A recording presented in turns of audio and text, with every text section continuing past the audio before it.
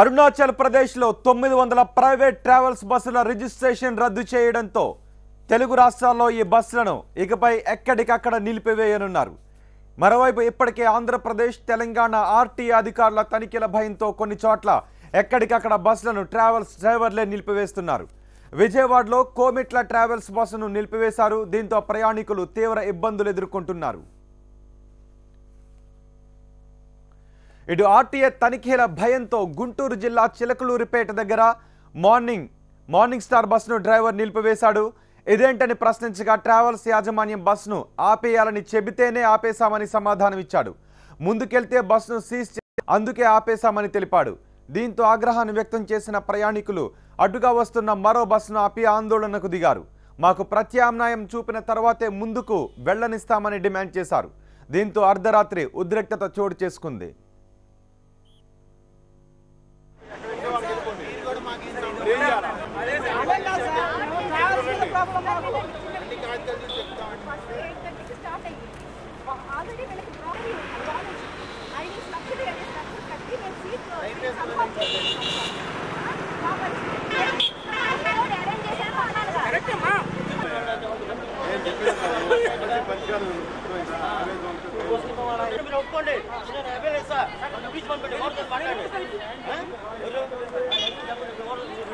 కూడా సగం దూరం దాకా వచ్చి చిలకలూరుపేట దాటిన తర్వాత మార్టేరు వెళ్ళే దారిలో అక్కడికి వచ్చాక వీటికి పర్మిట్ లేదు, ఇది నాగాలాండ్ రిజిస్ట్రేషన్, ఒకటేమో పాండిచేరి రిజిస్ట్రేషన్, మేము వెనక్కి తీసుకెళ్ళిపోతాం అని అంటున్నారు.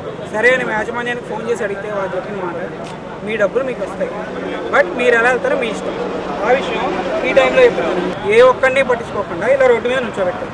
ఇందులో ఆడవాళ్ళు, పిల్లలు అందరూ ఉన్నారు. ఉన్న ఇంకో బస్సును ఆపుతుంటే వాళ్ళు వీళ్ళు వచ్చి గొడవ చేస్తున్నారు. దీనికి ఎటువంటి న్యాయం చేస్తుంది మార్నింగ్ స్టార్? ఏపీ ప్రభుత్వం ఇచ్చిన ఆదేశాలతో రాష్ట్ర వ్యాప్తంగా తనిఖీలు చేపట్టారు ఆర్టీఏ అధికారులు. ఏపీ రోడ్డు రవాణా శాఖ కమిషనర్ బాలసుబ్రహ్మణ్యం ఇచ్చిన ఆదేశాలతో అనంతపురం జిల్లా వ్యాప్తంగా ఆర్టీఏ అధికారులు ముమ్మరంగా తనిఖీలు చేపట్టారు. నిబంధనలకు విరుద్ధంగా తిరుగుతున్న 3 బస్సులను సీజ్ చేశారు. కర్ణాటక నుంచి ఏపీ మీదుగా తెలంగాణకు వెళ్తున్న బస్సును, కర్ణాటక నుంచి ఏపీ మీదుగా తమిళనాడు వెళ్తున్న ప్రైవేట్ ట్రావెల్స్ బస్సులను సీజ్ చేశారు అధికారులు.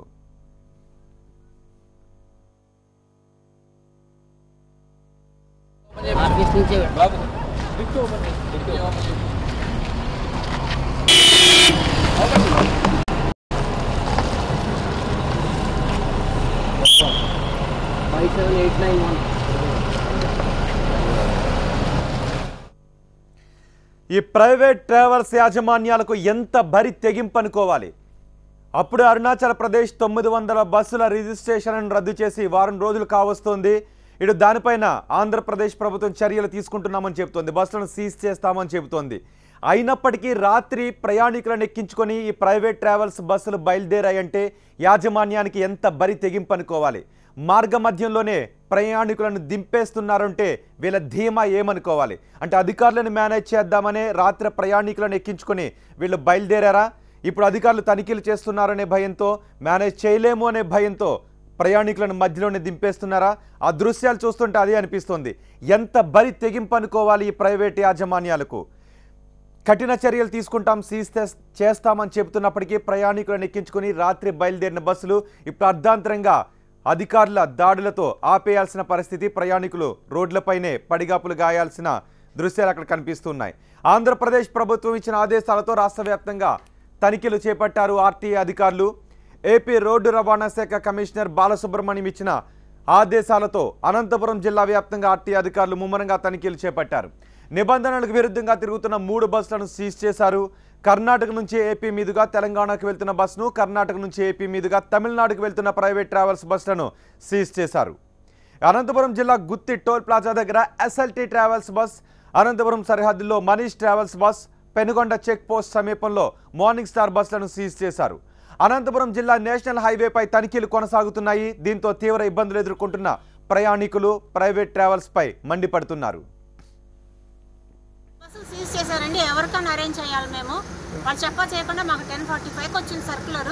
అప్పుడు మేము ఏం చేయగలము? అప్పటికే బుక్ అయిపోయి బస్సులు బయలుదేరేసినాయి అంటున్నారు. అంటే వాళ్ళ పర్మిషన్ అన్ని ఉన్నాయంటారు. వాళ్ళకి అన్ని పర్మిషన్లు ఉన్నాయంట, బస్సులో ఏ ప్రాబ్లం లేదంట.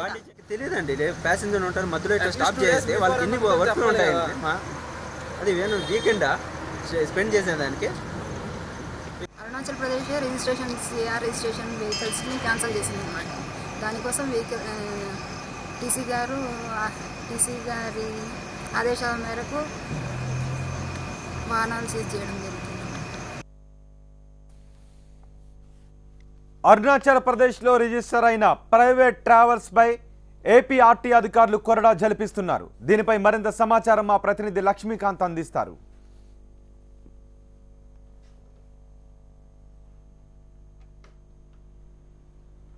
ఉల్లంఘించి ఏపీ మొత్తం తిరుగుతున్న ప్రైవేట్ ట్రావెల్స్ బస్సును ఎక్కడికక్కడ సీజ్ చేయాలని ఆదేశాలు జారీ చేయడంతో అనంతపురం జిల్లా వ్యాప్తంగా కూడా రోడ్డు రవాణా శాఖ అధికారులు ముమ్మరంగా దాడులు చేస్తున్నారు. ప్రస్తుతం దాడి చేసి ఒక బస్సును సీజ్ చేసినారు. అయితే ఈ అరుణాచల్ ప్రదేశ్లో, భారతదేశంలోని అరుణాచల్ ప్రదేశ్లో అక్కడ రిజిస్ట్రేషన్ చేయించుకొని ఇక్కడ నిబంధనలు ఉల్లంఘించి స్లీపర్ ప్రైవేట్ ట్రావెల్స్ బస్సులు తిరుగుతున్నాయని వాటిని ఎక్కడికక్కడ సీజ్ చేయాలని ఆదేశాలు జారీ చేయడంతో రోడ్డు రవాణా శాఖ కమిషనర్ బాలసుబ్రహ్మణ్యం ఇచ్చిన ఆదేశాలతో ప్రైవేట్ స్లీపర్ ట్రావెల్స్ బస్సును సీజ్ చేస్తున్నారు. అర్ధరాత్రి దాడులు ఒక్కసారిగా తీవ్ర సంచలనం సృష్టిస్తున్న పరిస్థితి. ఆర్టీఓ గారు మీరు చెప్పండి, ఎలాంటి బస్సులు సీజ్ చేస్తున్నారు, ఎందుకోసం అర్ధరాత్రి పూట సీజ్ చేయాల్సిన పరిస్థితి వస్తుంది? ఆంధ్రప్రదేశ్ రాష్ట్ర రవాణా శాఖ కమిషనర్ గారి ఉత్తర్వుల మేరకు ఇతర రాష్ట్రాలకు చెందిన స్లీపర్ బస్సులు వాటి యొక్క కేంద్ర మోటార్ వాహన తనిఖీ చట్టాల ప్రకారంగా అతిక్రమించిన వాహనాలని సీజ్ చేయమని ఆదేశాల మేరగా ఈరోజు బళ్ళారి నుంచి చెన్నై వెళ్తున్న బస్సును ఆపి తనిఖీ చేయటం అయింది. ఇవి స్టేజ్ క్యారేజీగా తిరుగుతున్నట్టు, రూల్స్కి వ్యతిరేకంగా ప్రయాణిస్తున్నట్టుగా గమనించి ఈ వాహనాన్ని కేసు రాసి సీజ్ చేసి ఆర్టీసీ డిపోలు నిర్బంధించడానికి తీసుకురావడం జరిగింది. ఇందులో ఉన్న ప్యాసింజర్ల మొత్తాన్ని వారి గమ్యస్థానాలు చేర్చడానికి ఆర్టీసీ బస్సులో ఎక్కించడం జరిగింది. మీరు చెప్పండి, ఇప్పటి వరకు అంటే దీనికి సంబంధించి ఏం డిఫరెన్స్ అనుకుంటున్నారు? అంటే అరుణాచల్ ప్రదేశ్కి ఏపీ రిజిస్ట్రేషన్లకు ప్లస్ ఈ స్లీపర్ కోచ్ మీరు కూడా పర్మిషన్ ఇస్తున్నారు, దీన్ని ఎందుకు కోసం సీజ్ చేయాల్సి వస్తుందని మొత్తం కూడా ఒక సందేహం. ఈ స్లీపర్ కోచ్ల్లో మనకు ఆంధ్రప్రదేశ్లో కూడా స్లీపర్ కోచ్లు బిల్డ్ చేస్తున్నారు, రిజిస్టర్ చేస్తున్నారు. కానీ ఇటువంటి నిర్మాణం ఇక్కడ మీరు చూసినట్లయితే అలాంగ్ ద యాక్సిస్ అంటారు దీన్ని. అలాంగ్ ద యాక్సిస్ అనేది మనకు లేదు. మనకు రైల్వే విధంగా గ్యాంగ్వే ఒక సైడ్, డ్రైవర్ వెనక సైడ్ గ్యాంగ్వే ఉండి రైల్వేలో ఏ విధంగా అయితే ఉంటుందో అటువంటి కూపేళ్ళు అటువంటివి మాత్రమే మనకు అప్రూవల్ ఉన్నాయి. ఇవి మన నియమ నిబంధనలు అంటే ఏపీ మోటార్ వాహన రూల్స్కు అగేన్స్ట్ దానివల్ల ముందుగా వాళ్ళకి హెచ్చరించినాం. దీన్ని వాళ్ళు అలసగా తీసుకుని ఇతర రాష్ట్రాల్లో పోయి వాళ్ళు అనువుగా చేసుకుని వచ్చారు. దానికి ఇక్కడ ఒక నిబంధనలు వాళ్ళు అతిక్రమించడం ఏమంటే ఆ రాష్ట్రాన్ని టచ్ చేయకపోవడం, కేవలం రిజిస్ట్రేషన్ కానీ ఇతర రాష్ట్రాలను ఆశ్రయించి ఆ తర్వాత ఆ రాష్ట్రానికి పోకపోవడం, ఇది చట్టానికి 85 CMV రూల్ 3 అంటారు దీనిని ఉల్లంఘించడం వల్ల ఈరోజు సీజ్ చేస్తున్నారు. ఇలాంటి ట్రావెల్స్ బస్సు నిర్వహించడం వల్ల దీంట్లో ప్రయాణించిన వాళ్ళు ప్రమాదానికి గురైతే మాత్రం పెద్ద ఎత్తున ప్రమాదానికి గురవలసిన పరిస్థితులు వస్తున్నాయి. నిబంధనలు ఉల్లంఘించి ఇక్కడ బస్సులకు 24 స్లీపర్ పర్మిషన్ ఉంటే అరుణాచల్ ప్రదేశ్ నుండి 34 స్లీపర్ ఉన్నటువంటి దాదాపు 36 నుంచి 40 స్లీపర్లు ఉన్నటువంటి ప్రైవేట్ ట్రావెల్ బస్సులను అక్కడ రిజిస్ట్రేషన్ చేసుకొచ్చి ఇక్కడ నిబంధనలు ఉల్లంఘించి తిరుగుతున్న నేపథ్యంలో ఈ బస్సులను ఎక్కడికక్కడ సీజ్ చేయాలని అధికారులు ఉత్తర్వులు జారీ చేసిన నేపథ్యంలో రవాణా శాఖ కమిషనర్ బాలసుబ్రహ్మణ్యం ఇచ్చిన ఆదేశాలతో అనంతపురం జిల్లా వ్యాప్తంగా కూడా ఆర్టీఐ అధికారులు ముమ్మరంగా దాడులు చేస్తున్నారు. ఇప్పటికీ ఒక బస్సు సీజ్ చేశారు. మొత్తం ఎక్కడికక్కడ కర్ణాటక అదేవిధంగా ఏపీని టచ్ చేస్తూ తెలంగాణకు వెళ్తున్నటువంటి బస్సులు దాదాపు 40కి దాదాపు ఉన్నట్లు అంచనా వేశారు. అయితే అధికారులు దాడులు చేసిన విషయం మొత్తం తెలుసుకున్నటువంటి ప్రైవేట్ ట్రావెల్స్ నిర్వాహకులు ఎక్కడికక్కడ నిబంధనలు ఉల్లంఘించి తిరుగుతున్న బస్సులను రోడ్డు మార్చేసి రిటర్న్ వెళ్ళిపోవడం జరిగింది. దీంతో ఆ బస్సులో ప్రయాణిస్తున్నటువంటి కొంతమంది ప్రయాణికులు తీవ్ర ఇబ్బందులకు కూడా గురి కావాల్సిన పరిస్థితి వచ్చింది. తాజాగా ఈ ఆదేశాల నేపథ్యంలో జిల్లా వ్యాప్తంగా కూడా ముమ్మర దాడులు తీవ్ర సంచలనం సృష్టిస్తున్న పరిస్థితి. కెమెరా పర్సన్ విజయ్తో లక్ష్మీకాంత్, TV9 అనంతపురం.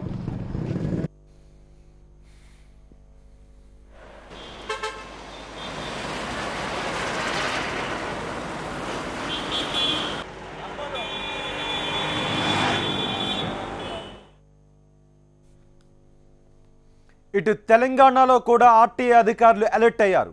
అరుణాచల్ రిజిస్ట్రేషన్ బస్సులను తెలంగాణలో అడుగు పెడితే సీజ్ చేయాలని రవాణా మంత్రి మహేందర్ రెడ్డి అధికారులను ఆదేశించారు.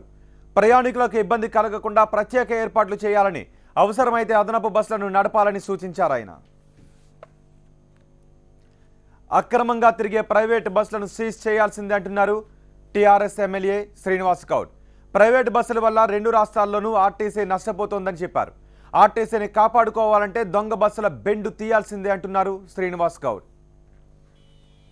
ఏదైతే తెలంగాణ ఆంధ్రాలో కలుపుకొని దాదాపు 900 బస్సులు అక్రమంగా రిజిస్ట్రేషన్ చేసుకొని నడపడము, అది వెలుగులోకి రావడం అంటేనే ఇక్కడ ఈ 2 రాష్ట్రాల్లో జరుగుతున్నటువంటి ఈ మాఫియా, ట్రావెల్ మాఫియా ఎంత ఘోరంగా ఉందో ఇది ఒక్కదాని నిదర్శనం. రేపు బండి నెంబర్ల లిస్ట్ వస్తుంది, వెంటనే సీజ్ చేయాలి బండ్లని కూడా మేము డిమాండ్ చేస్తున్నాం. మళ్ళీ వాళ్ళకు కోట్టుకోవడానికి వెసులుబాటు కలిగించి డిలే చేస్తే అధికారులు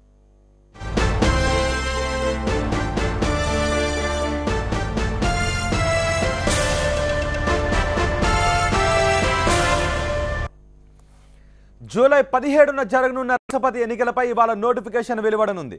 మరోవైపు రాష్ట్రపతి ఎన్నికలలో ఏ అభ్యర్థిని ఎంపిక చేయాలనే దానిపై బీజేపీ తర్జన భర్జన పడుతోంది. ఇప్పటికే దీనిపై కేంద్ర మంత్రులు రాజ్నాథ్, జైట్లీ, వెంకయ్యనాయుడుతో కూడిన త్రిసభ్య కమిటీ ఏర్పాటైంది. నిన్న వెంకయ్యనాయుడుతో బీజేపీ జాతీయ అధ్యక్షుడు అమిత్ షా భేటీ అయ్యారు. ఇటు బీజేపీ అభ్యర్థికి ధీటుగా మరో అభ్యర్థిని రంగంలోకి దింపేందుకు విపక్షాలు సమాయత్తమవుతున్నాయి. దీనిపై ఇవాళ ఢిల్లీలో సమావేశమవుతున్నారు. విపక్ష కూటమి తరపున గాంధీజీ మనవడు, బెంగాల్ మాజీ గవర్నర్ గోపాలకృష్ణ గాంధీ, లోక్సభ మాజీ స్పీకర్ మీరా కుమార్, కేంద్ర మాజీ మంత్రి శరత్ కుమార్ల పేర్లు బలంగా వినిపిస్తున్నాయి. వీరిలో ఒకరిని ఎంపిక చేసే అవకాశం ఉంది. అటు బీజేపీ అభ్యర్థి పేరును రహస్యంగా ఉంచింది.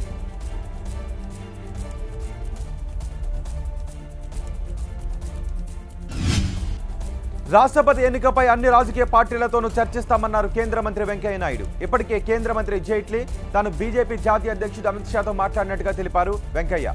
ఇతర పార్టీలతో చర్చించి ఏకగ్రీవంగా రాష్ట్రపతిని ఎన్నుకునేందుకు ప్రయత్నిస్తోంది ఎన్డీఏ సర్కార్. భారత రాష్ట్రపతి ఎన్నిక జూలై 17న జరగనున్నది. అధికార పార్టీ కాబట్టి, ప్రభుత్వంలో ఉన్నాం కాబట్టి సహజంగా ప్రభుత్వం యొక్క ఆలోచన ఏందని అందరూ ఎదురు చూస్తూ ఉంటారు. అందుకని పార్టీ అధ్యక్షుడు దేశంలో వివిధ రాజకీయ పార్టీలతో మాట్లాడడానికి, సంప్రదింపులు జరపడానికి, మద్దతు గడ్డం కోసం 3 సీనియర్ మంత్రులను బాధ్యత అప్పగించడం జరిగింది. 18 తారీఖు నుంచి ఇతర పార్టీలతో సంప్రదించడం కూడా మొదలు పెడతాం. ఈ పార్టీ ఆ పార్టీ అని లేదు, అన్ని పార్టీల సహకారం మేము తీసుకుంటాం. అందరి సహకారాన్ని అర్థిస్తాం. ఒక మెజార్టీ పార్టీగా, అధికారంలో ఉన్న పార్టీగా అది మా బాధ్యతగా. ఏపీ అసెంబ్లీలో జగన్ ఛాంబర్లోకి నీళ్లు రావడానికి నిర్మాణంలో లోపం లేదని తేలింది. అయితే విచారణ ఇంకా పూర్తి కాలేదు. విచారణ పూర్తి కాకుండా ఎవరో కావాలనే పైపు అని చెప్పలేరు AP CID additional DG Dwaraka Tirumalarao. రాజమండ్రిలోని సిఐడి కార్యాలయంలో ఆయన దీనిపై మాట్లాడారు.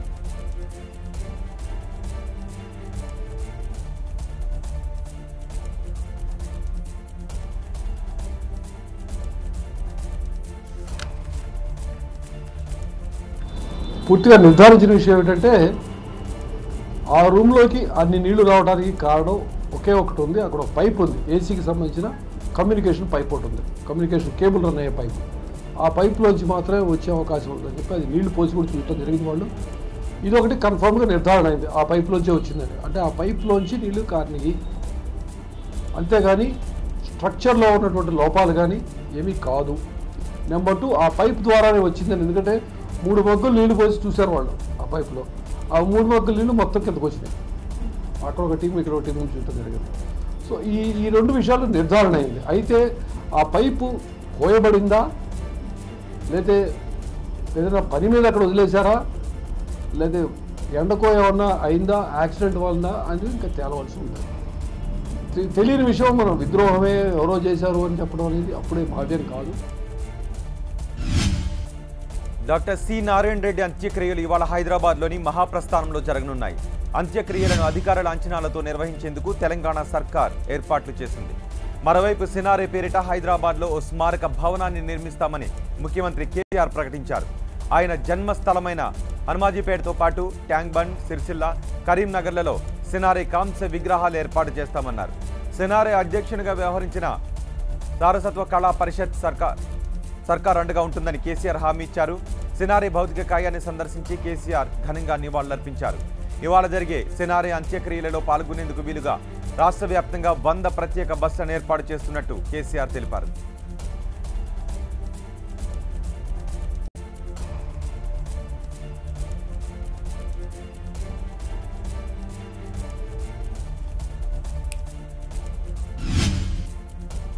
వైసీపీతో ఎలాంటి ఒప్పందం చేసుకోకుండానే ఆ పార్టీలో చేరుతున్నట్టుగా చెప్పారు శిల్పా మోహన్ రెడ్డి. టీడీపీలో ఎలాంటి గౌరవం లేనందునే అనుచరులతో సహా బయటకు వచ్చేసినట్టుగా తెలిపారు. పార్టీ మారిన అనంతరం జరిగే ఎలాంటి పరిణామాలనైనా ఎదుర్కొనేందుకు సిద్ధంగా ఉన్నామని శిల్పా మోహన్ రెడ్డి తెలిపారు.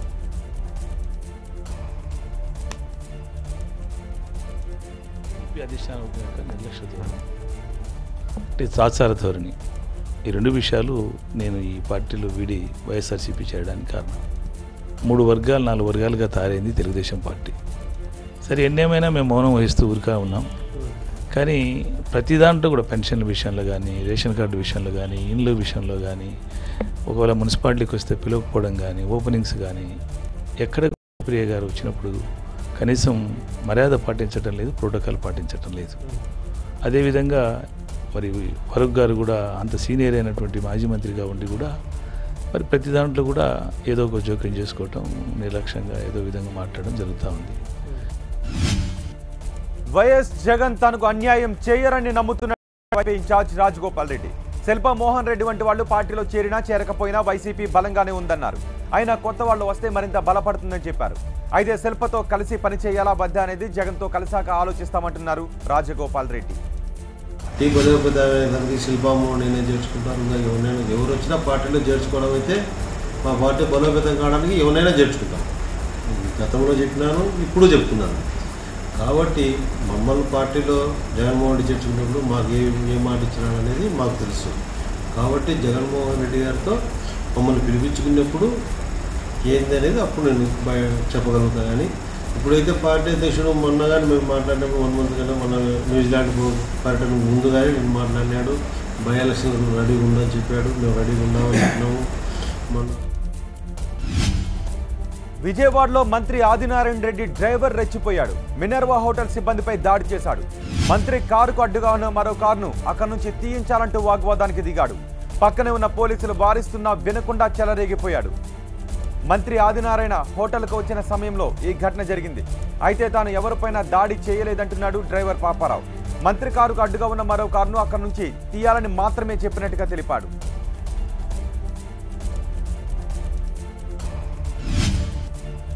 మియాపూర్లో వెలుగు చూసిన 10,000 కోట్ల భూ కుంభకోణంపై సిబిఐ విచారణ చేపట్టాలని తెలంగాణ టీడీపీ డిమాండ్ చేస్తోంది. ఈ భూ కుంభకోణం కేసులో సిఐడి విచారణ చేపడితే తెర వెనుక పెద్దలు తప్పించుకునే అవకాశం ఉందని వారు ఆరోపిస్తున్నారు.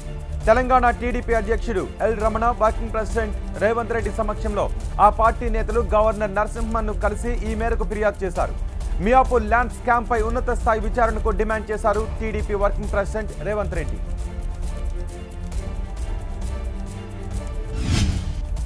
మియాపూర్తో పాటు ఇతర భూ వివాదాలపై ముఖ్యమంత్రి కేసీఆర్ ఉన్నత స్థాయి సమీక్ష నిర్వహించారు. మియాపూర్, బాలానగర్, ఇబ్రహీంపట్నం, శంషాబాద్ ప్రాంతాలలో ఒక్క గజం ప్రభుత్వ భూమి కూడా అన్యాక్రాంతం కాలేదని అధికారులు సీఎంకు తెలిపారు. ప్రైవేటు వ్యక్తులకు రిజిస్టర్ అయిందని పేర్కొన్న భూమి ప్రభుత్వ ఆధీనంలోనే ఉందని కేసీఆర్కు అధికారులు వివరించారు. దీంతో ప్రతిపక్షాలు ఆరోపిస్తున్నట్టుగా ఈ వ్యవహారంలో కుంభకోణం ఏమీ లేదని ప్రభుత్వం నిర్ధారించింది. రిజిస్ట్రేషన్లలో కొందరు అవకతవకలకు పాల్పడ్డారని, వారిపై క్రిమినల్ కేసులు నమోదు చేసి అరెస్టులు చేసినట్టుగా తెలిపారు. ఈ కేసుపై సిబిఐ దర్యాప్తు అవసరం లేదని ప్రభుత్వం ప్రకటించింది. ప్రభుత్వ భూమి ప్రైవేటు వ్యక్తులకు రిజిస్ట్రేషన్ చేయడం కుదరదని తెలిపింది. అలా చేసిన రిజిస్ట్రేషన్ చెల్లదని, దానికి చట్టబద్ధత కూడా ఉండదన్నారు. ఈ కేసులో ఎంతటి వారున్నా శిక్షిస్తామంటున్నారు కేసీఆర్.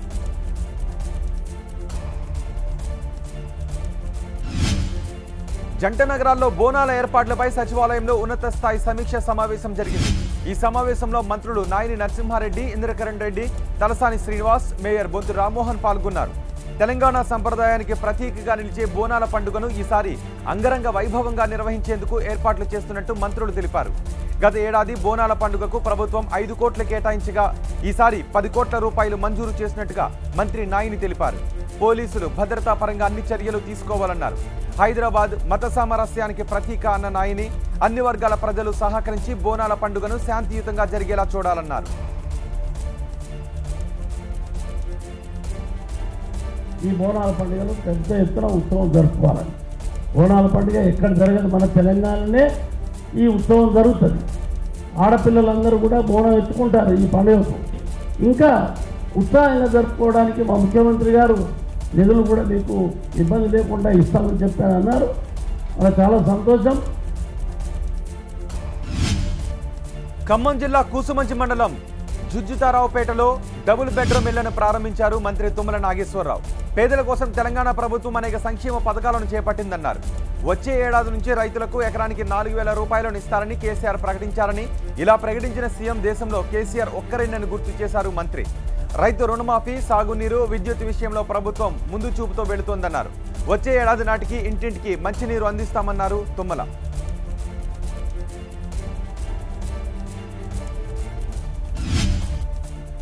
మియాపూర్ భూ కుంభకోణం కేసులో నిందితుడు సబ్ రిజిస్ట్రార్ శ్రీనివాస్ ఇంట్లో ఏసీబీ సోదాలు నిర్వహించింది. బోయినపల్లిలోని ఆయన ఇంటితో పాటు బంధువులు, స్నేహితుల ఇళ్లలో కూడా సోదాలు నిర్వహించారు ఏసీబీ అధికారులు. మొత్తం 10 చోట్ల సోదాలు చేశారు. అక్రమాస్తులకు సంబంధించి పలు పత్రాలను ఏసీబీ అధికారులు స్వాధీనం చేసుకున్నట్టుగా తెలుస్తోంది. మియాపూర్ భూ కుంభకోణంలో శ్రీనివాసరావు అనేక ఆరోపణలు ఎదుర్కొంటున్నాడు. ప్రస్తుతం ఆయన సస్పెండ్ అయి జైల్లో ఉన్నాడు. 10,000 కోట్ల రూపాయలకు పైబడిన మియాపూర్ భూముల అక్రమ రిజిస్ట్రేషన్ల వ్యవహారంలో master mind gold stone Prasad ఆచూకీ ఇంకా లభ్యం కాలేదు. అతను విదేశాలకు చెక్ చేసి ఉంటాడనే అనుమానాలు వ్యక్తమవుతున్నాయి.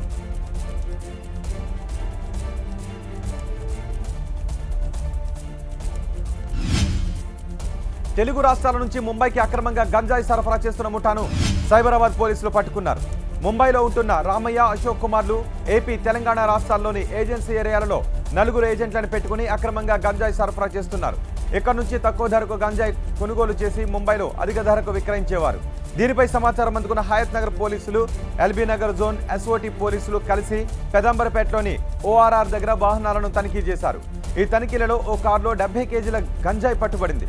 మహేష్, మాధవి అనే 2 నిందితులను అదుపులోకి తీసుకుని విచారించగా ముంబైకి చెందిన ప్రధాన నిందితులు రామయ్య, అశోక్ల పేర్లు బయటపెట్టారు. దీంతో వారిని మొదట ముంబై కోర్టులో, ఆ తర్వాత హయత్ నగర్ కోర్టులో హాజరుపరిచారు. ఆ తర్వాత రాచకొండ సిపి కార్యాలయంలో నిందితులను మీడియా ఎదుట ప్రవేశపెట్టి వివరాలు వెల్లడించారు.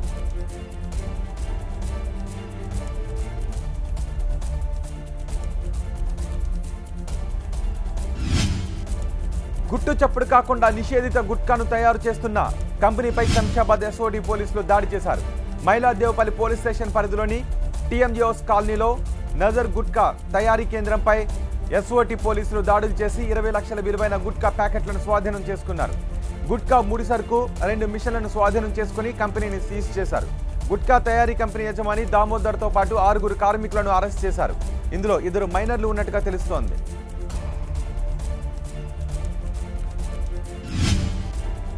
పశ్చిమ బెంగాల్లోని డార్జిలింగ్లో గూర్ఖాలాండ్ ఉద్యమం మళ్లీ ఊపందుకుంది.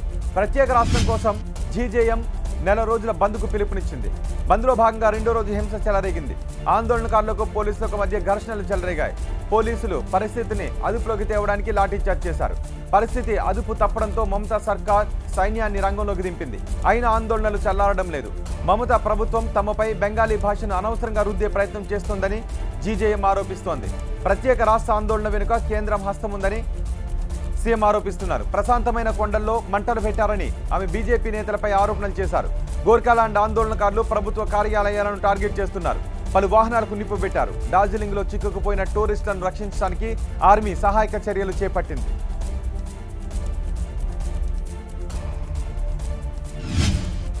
మధ్యప్రదేశ్లోని మన్సర్లో పరిస్థితులు నెలకొన్నాయి. పోలీస్ కాల్పులలో చనిపోయిన 5 రైతుల కుటుంబాలను పరామర్శించడానికి వచ్చిన హార్దిక్ పటేల్ను పోలీసులు నేమూచ్లో అడ్డుకున్నారు. హార్దిక్ పటేల్ అనుచరులకు పోలీసులకు మధ్య తోపులాట జరిగింది. పోలీసులు హార్దిక్ అదుపులోకి తీసుకున్నారు. నిషేధాజ్ఞలు అమలులో ఉండటంతో ఎవరిని అక్కడికి అనుమతించడం లేదు. కాంగ్రెస్ నేతలు కూడా మన్సర్లో పర్యటించారు. కేంద్ర మాజీ మంత్రి జ్యోతిరాదిత్య సింధియాతో పాటు పలువురిని పోలీసులు అరెస్ట్ చేశారు. పోలీసుల తీరుపై అటు కాంగ్రెస్ నేతలతో పాటు హార్దిక్ పటేల్ కూడా ఆగ్రహాన్ని వ్యక్తం చేశాడు. రైతులను కాల్చి చంపడం అన్యాయమంటున్నాడు. గుజరాత్లో కూడా రైతుల ఆత్మహత్యలు పెరిగిపోయాయని ఆరోపించారు.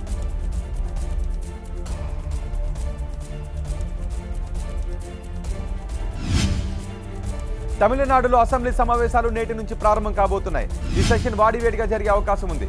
రైతు సమస్యలతో పాటు అనేక సమస్యలపై ప్రతిపక్షం గలమెత్తనుంది. ఇటు జీఎస్టీ బిల్ పాస్ చేసేందుకు ఏఐడిఎంకే సర్కార్ సమాయత్తమవుతోంది.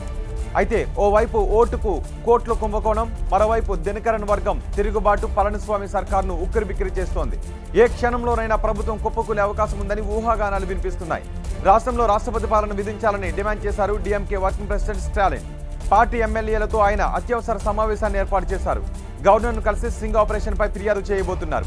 మద్రాస్ హైకోర్టును కూడా ఈ వ్యవహారంపై ఆశ్రయించింది డీఎంకే.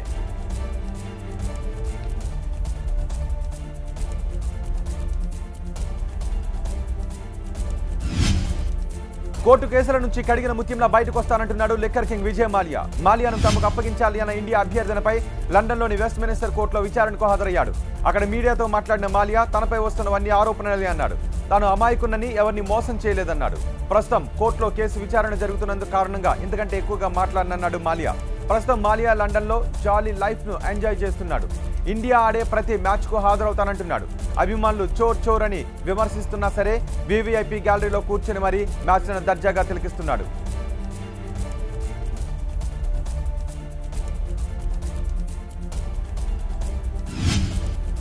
జర్మనీలోని మ్యూనిచ్ కాల్పులతో హోరెత్తింది. స్థానిక సబర్బన్ రైల్వే స్టేషన్లో గుర్తు తెలియని వ్యక్తి జరిపిన కాల్పుల్లో పలువురు తీవ్రంగా గాయపడ్డారు. రైల్వే స్టేషన్లో సాధారణ తనిఖీలు నిర్వహిస్తుండగా ఈ ఘటన జరిగింది. దుండగుడు జరిపిన కాల్పులలో ఓ మహిళా పోలీసు ఆఫీసర్ కూడా గాయపడ్డారు. క్షతగాత్రులను వెంటనే సమీప ఆసుపత్రులకు తరలించి వైద్య చికిత్సలు అందిస్తున్నారు. ఈ ఘటన జరిగిన అరగంట తర్వాత నిందితుడిని పోలీసులు పట్టుకోగలిగారు. దీంతో జర్మన్ పోలీసులు అప్రమత్తమయ్యారు. దీని వెనుక ఏమైనా ఉగ్రవాద చర్య ఉందా అన్న కోణంలో పోలీసులు దర్యాప్తు చేస్తున్నారు.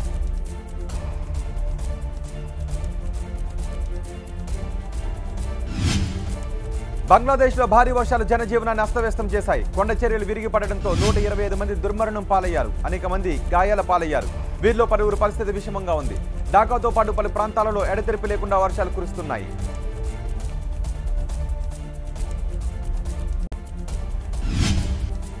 జీఎస్టీ జూలై 1 నుంచి అమల్లోకి వస్తుందని కేంద్ర ప్రభుత్వం స్పష్టం చేసింది. వస్తు సేవల పన్నును అమలు వాయిదా వేస్తారని వస్తున్న వదంతులను తోసిపుచ్చింది.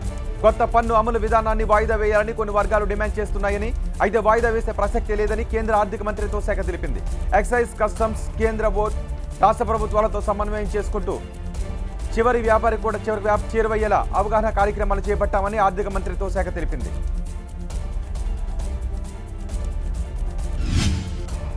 పార్లమెంటు వర్షాకాల సమావేశాలు వచ్చే నెల 12వ తేదీ నుంచి కానున్నాయి.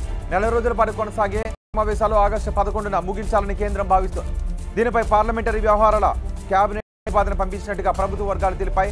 రాజ్నాథ్ సింగ్ నేతృత్వంలోని కమిటీ ఈ నెల 20న సమావేశం కానుంది. ఆ తర్వాత వర్షాకాల సమావేశాల తేదీలను ఖరారు చేస్తారు. అయితే రాష్ట్రపతి ఎన్నికల నేపథ్యంలో ఈసారి ముందుగానే పార్లమెంటు సమావేశం నిర్వహించాలని భావిస్తున్నారు. దీనివల్ల ఎంపీలంతా ముందుగానే ఢిల్లీకి చేరుకునే అవకాశం ఉందని భావిస్తున్నారు.